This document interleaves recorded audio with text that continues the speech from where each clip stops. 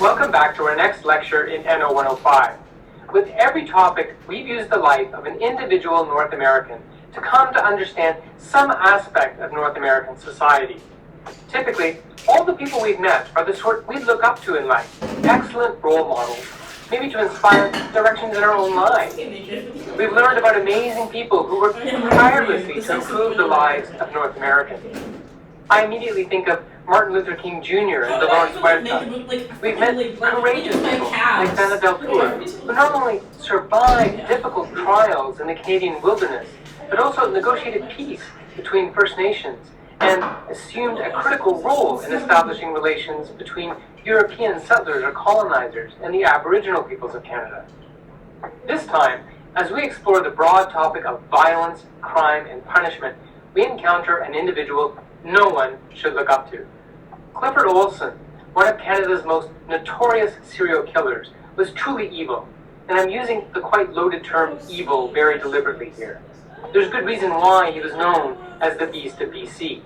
Olson was monstrous, but it's important to recognize that he is in some way also a product of Canadian society. As I'll point out in the subsequent part of the lecture, Canadians tend to view themselves as something of a peaceable kingdom in North America. We'll deconstruct that idea more fully later. But for now, as we hear Olson's story, I think it's important for you to just keep in the back of your mind the idea that Olson's story is a Canadian story. We are not immune to violence in this part of the continent. A serial killing spree is perhaps a glaring and obvious example of violence. That said, violence takes many shapes and forms within the nations of North America and across the continent. And how much or how we punish those who commit crimes also says much about our societies. So we'll explore that angle of this public policy issue as well. For now, let's get back to Clifford Olson.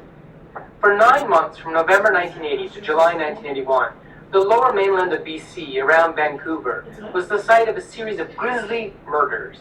In 9 short months, Clifford Olson managed to abduct, drug, and kill 11 children, boys and girls, all between the ages of 9 and 18. The first of his victims was Christine Weller. From Surrey, BC, Weller was abducted by Olson on November the 17th, 1980. The killer developed a consistent and practiced approach to his abductions. Driving in a rented vehicle and dressed well, he would pull up alongside children and very kindly engage them in conversation, often asking for directions. Typically, he'd pretend he was looking for workers, people to do some cleaning in apartments or at construction sites. Once the kids began to engage him in conversation, he'd offer them the jobs and invite them into his vehicle as he drove around to fake potential work sites. Sometimes he would say that he needed to pick up something before the work began, but was willing to pay the kids starting right away. Olson even engaged in something of an interview process, sorting through the kids he encountered to zero in on those more likely to be from broken homes. Once in the car, Olson was disarmingly charming. He appeared kind and courteous. Apparently, some kids did say no to the job offer because they were expected home. Olson would typically drive them home and drop them off. But those who stayed with him in the false hope of working and earning some money were much less likely ever to make it home. These kids would be encouraged to start drinking with Olson, and the drinks were often accompanied by pills. Once they were drunk and drugged, Olson sexually assaulted them. It seems that many of Olson's targets were not then killed. Peter Worthington, a well-known Canadian journalist who interviewed Olson over a long period of time, asked him once why he killed the kids he did. Olson replied, quote, "You know, I asked myself that question 1,000 times. I killed them so they wouldn't tell, but they wouldn't have told anyway. None of the kids I had sex with ever told, and most of them I didn't kill. So why did I do it? I figured it was the booze and the pills I was taking, and of course, the Correctional Service of Canada made me what I am. Locked in a cage makes you into something else." End of Olson's quote there. If Olson made the fateful decision to kill, he would drive his victim to a secluded area.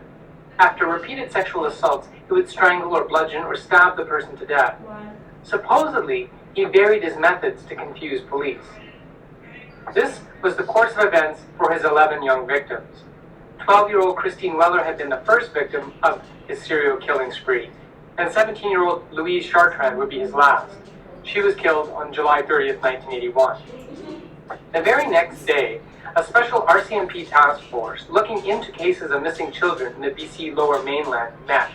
They drafted 2 lists, one of all the potentially missing children, and a second of possible suspects. Olson's name appeared at the top of that list.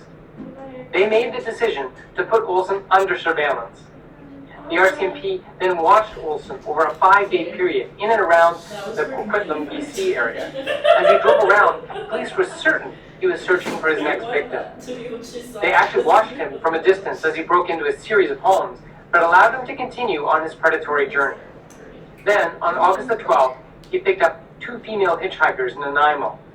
When they pulled over to drink in Tofino, the police sensed Olson was getting ready to make a move. As soon as the killer started yelling at one of the girls to get out of the car, they moved in and arrested him for drunk driving. In the car, police found Olson's address book. In it, he had written the name of one of his earlier victims, Judy Cosmo. This would prove to be a crucial piece of evidence. The police took him to Burnaby, BC, and charged him with 2 counts of burglary. They then interrogated Olson for 4 days, but he would say nothing about the murders. That all changed when the RCMP located a witness willing to confirm that he had been with Olson on the day when Cosmo went missing, and that the 3 of them had been all together at one point.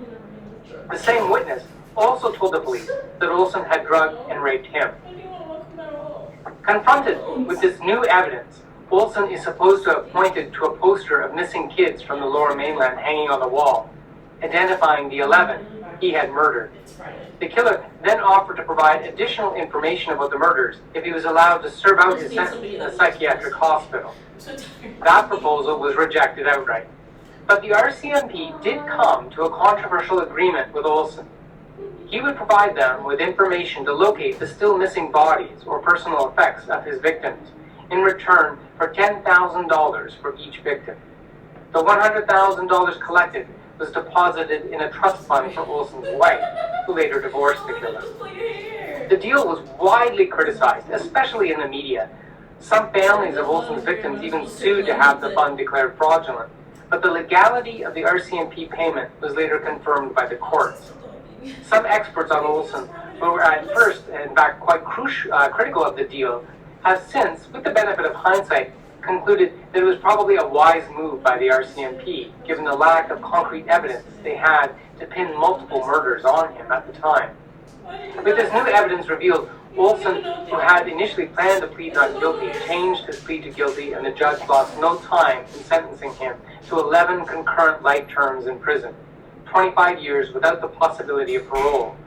Olson's appearance in court lasted barely half an hour. Psychologists debate the origins of such criminal minds. Is it nature, nurture, or some combination of the two that contribute to the development of such a serial killer?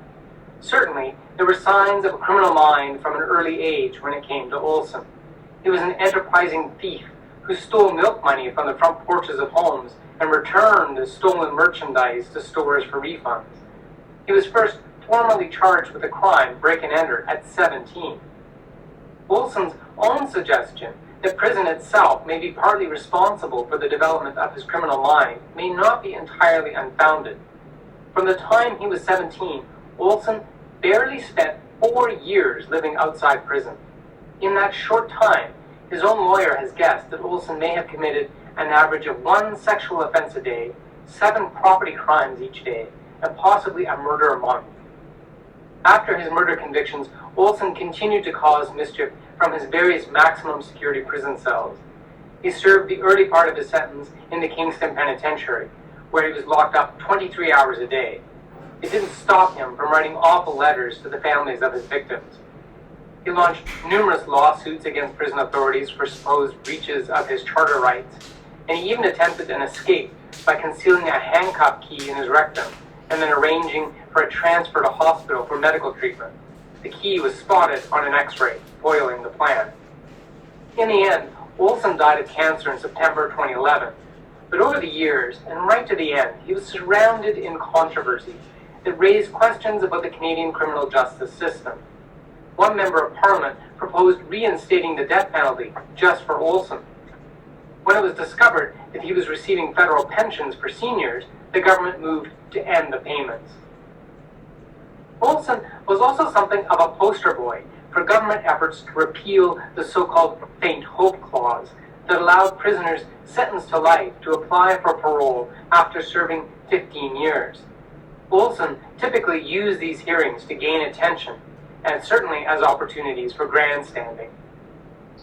Serial killers like Olson represent a particular kind of violence that thankfully is not especially common in North America. The horrors of their crimes stand out because of the very fact they are extraordinary. But violence, crime, and punishment take on many forms across the continent, and in subsequent parts of the lecture, we'll explore this theme more fully in each of the North American countries. That's it for this part of the lecture. We'll see you in part 2. Bye for now.